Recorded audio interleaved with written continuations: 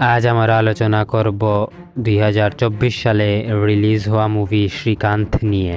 এটি একটি biographical movie. এই মুভিতে অভিনয় করেছেন রাজকুমার রাও।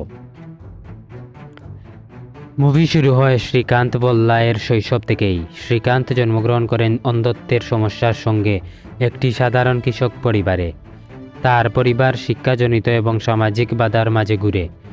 তার বাবা মা অসহায়তায় ভরপুর। তারা চান শ্রীকান্ত যেন স্বাভাবিক জীবন কাটাতে পারেন, তবে সমাজ ও পারিপার্শ্বিকতা অনেক চ্যালেঞ্জ ফেলে। ছোটবেলায় শ্রীকান্ত সাধারণ স্কুলে ভর্তি হন, যেখানে তিনি বুলিংয়ের শিকার হন। শিক্ষকের সমর্থন নেই, সহপাঠীদের হেনস্থা নয়, তবে মেধা ও আগ্রহ স্পষ্ট দেখা যায়। পরবর্তীতে তিনি একটি বিশেষ স্কুলে ভর্তি হন হায়দ্রাবাদে, যেখানে শিক্ষা একটু ভালো হয়, তবে ব্যক্তিগতভাবে কিছু স্বাবলম্ব ও গর্বের সমস্যা দেখা দেয়। শ্রীকান্ত মাঝে মাঝে নিজের যোগ্যতা সম্পর্কে ঘুরে দাঁড়াতে চান, কখনো কখনো আত্মগর্বে পথে হাঁটেন। মাধ্যমিক পরীক্ষায় ভালো নম্বর পান ক্লাস 10-এ, কিন্তু বিজ্ঞান পড়ার সুযোগ দেওয়া হয় না তার অন্ধত্বের কারণে। এই সুযোগ বিপর্যয় ও বৈষম্যের মুখোমুখি হতে হয় তাকে। যদিও পরীক্ষায় ভালো ফল, তিনি আবেদন করেন ভারতীয় প্রতিষ্ঠানগুলোতে যেমন আইআইটি, কিন্তু অস্বীকৃতি দেখতে হয় অন্ধত্বের কারণে। তার শিক্ষকের গুরুত্ব বৃদ্ধি পায়, অর্থাৎ দীপিকা নামের একজন শিক্ষকও ছিলেন। এই শিক্ষক মেন্টর ব্যক্তি শ্রীকান্তকে পরামর্শ দেন ও সহায়তা করেন যেন তিনি ন্যায্য শিক্ষা পান ও বিচার প্রক্রিয়ার মাধ্যমে গিয়ে তার অধিকার পাওয়া যায়। শিক্ষার্থীর আত্মবিশ্বাস গড়ে ওঠে। আইআইটি এর অস্বীকৃতি ও দেশে সীমাবদ্ধ সুযোগের কারণে শ্রীকান্ত সিদ্ধান্ত নেন বিদেশে পড়াশোনা করার। তিনি আবেদন করেন Massachusetts institute of technology MIT এবং হতে চান ভর্তি, এবং তিনি ভর্তিও হন এমআইটি এর প্রথম ইন্টারন্যাশনাল ব্লাইন্ড স্টুডেন্ট হিসেবে। এমআইটি এ পড়াশোনা চলাকালীন সময়ে তিনি বিভিন্ন নতুন অভিজ্ঞতা পান। সেখানকার শিক্ষা পদ্ধতি, প্রযুক্তিগত সহায়তা ও সহপাঠী ও অধ্যাপকদের পার্থক্য এবং নিজেকে নিচে খুঁজে পাওয়া। পাশাপাশি সমাজের কিছু ভুল ধারণাও মুখোমুখি হতে হয়। শোনার সময় তার সঙ্গে সুয়াতি নামের একজন পরিচিত হন মডার্ন কনস্ট্যান্ট বা সোশ্যাল মিডিয়ার মাধ্যমে। তারা একে অপরকে বুঝে। সুয়াতি বেশ উৎসাহী হয়। শ্রীকান্তের লক্ষ্য, সহানুভূতি ও ভালোবাসা দুটোই আছে। ব্যক্তিগতভাবে শ্রীকান্তের মনের মধ্যে কিছু দ্বন্দ্ব কাজ করে। মাঝে মাঝে ঘুরে বেড়ান, আত্মবিশ্বাস ও অহংকারের মাঝে সংস্কট হন। কখনো কখনো অন্যরা যে তার অন্ধত্বকে দেখেছে সমাজের মতো ও সিদ্ধান্তগুলি কি ঠিক না মীমাংসায়িত, এই ধরনের মানসিক চাপ অনুভব করেন।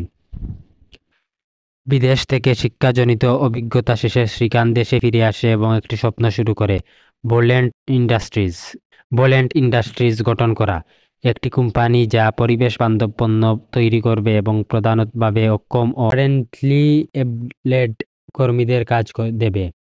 ব্যবসা শুরুতে তার পার্টনার হয় রাবি মান্তা। পার্টনার হিসাবে রাবির সঙ্গে ঝামেলা ও পার্থক্য হয়, যেমন ব্যবসা খরচ, বিনিয়োগ, পরিচালনাগত সিদ্ধান্ত ইত্যাদিতে মত পার্থক্য। তবে শ্রীকান্তের লক্ষ্য, দৃঢ় বিশ্বাস ও সহায়তার জন্য তিনি এগিয়ে যান। ব্যবসা শুরুতে বেশ কিছু ব্যর্থতা আসে, প্রযুক্তিগত সমস্যা ও বাজারে প্রবেশে বাধা, অর্থ ও মানব সম্পদের সমস্যা। এর পাশাপাশি সমাজের পক্ষ থেকে দৃষ্টিহীন ব্যক্তি হিসেবে প্রচুর অপ্রত্যাশিত বাধার মোকাবিলা করতে হয়। তবে শ্রীকান্তের প্রচেষ্টা কখনো থামে যায়নি। শিক্ষকের পরামর্শ, সুয়েতির উৎসাহ, পার্টনারির কিছু দৃঢ় পদক্ষেপ সব মিলিয়ে ধাপে ধাপে বুল্যান্ড ইন্ডাস্ট্রিজকে প্রতিষ্ঠিত কোম্পানি হিসেবে গড়ে ওঠে। বুল্যান্ড ইন্ডাস্ট্রিজ অগ্রগতি করে, বাজারে সুনাম ও অর্থনৈতিক সফলতা পায়। কোম্পানির উৎপাদন হয় পরিবেশ বান্ধব উপকরণে এবং একটি শুধুমাত্র মুনাফার জন্য নয়, সমাজে পার্থক্য তৈরি করার লক্ষ্যে কাজ করে। শ্রীকান্ত বল্লাকে বিভিন্ন সম্মাননা দেওয়া হয়, যেমন world economic forum young global leaders এর অন্তর্ভুক্ত হয়। মুভির শেষে শ্রীকান্তের যে অহংকার বা আত্মগর্ব দেখা যায় সেটা কিছু অংশে নরম হয়। তিনি বুঝতে পারেন, শুরু করেন যে শুধু ব্যক্তিগত সফলতায় সবকিছু নয়, তার চারপাশে মানুষ, তার সহায়তার মানুষ, সমাজের বড় অংশের অধিকারও গুরুত্বপূর্ণ। মুভি দেখায় যে একটি মানুষ ইচ্ছা শক্তি ও অধ্যবসায় ও সহানুভূতির মেলবন্ধন দিয়ে অসম্ভব বলে মনে করা অনেক বিষয় সম্ভব।